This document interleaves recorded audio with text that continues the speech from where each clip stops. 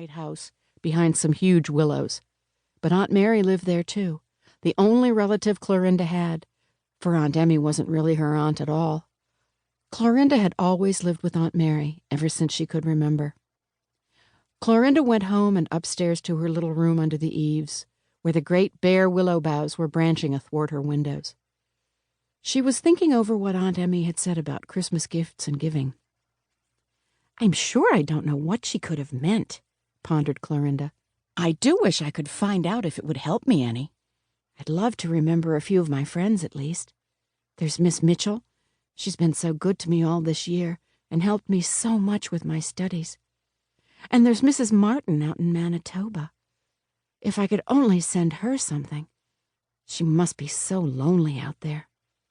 And Aunt Emmy herself, of course, and poor old Aunt Kitty down the lane, and Aunt Mary, and yes, Florence too, although she did treat me so meanly. I shall never feel the same to her again.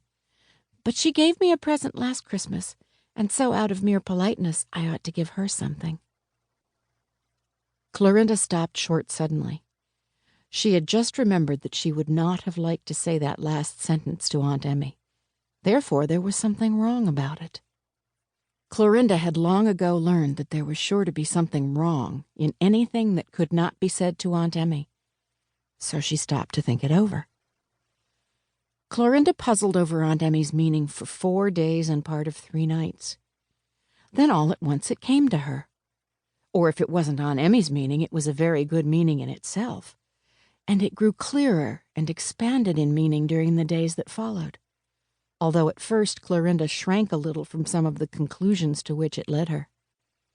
"I've solved the problem of my Christmas giving for this year," she told Aunt Emmy. "I have some things to give after all.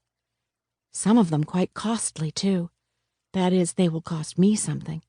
But I know I'll be better off and richer after I've paid the price. That is what Mr. Grierson would call a paradox, isn't it? I'll explain all about it to you on Christmas Day." On Christmas Day, Clorinda went over to Aunt Emmy's. It was a faded brown Christmas after all, for the snow had not come. But Clorinda did not mind. There was such joy in her heart that she thought it the most delightful Christmas Day that ever dawned. She put the queer, cornery armful she carried down on the kitchen floor before she went into the sitting room.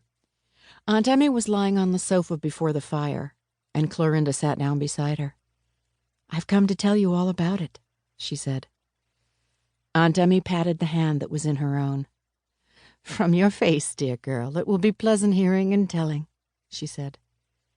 Clorinda nodded.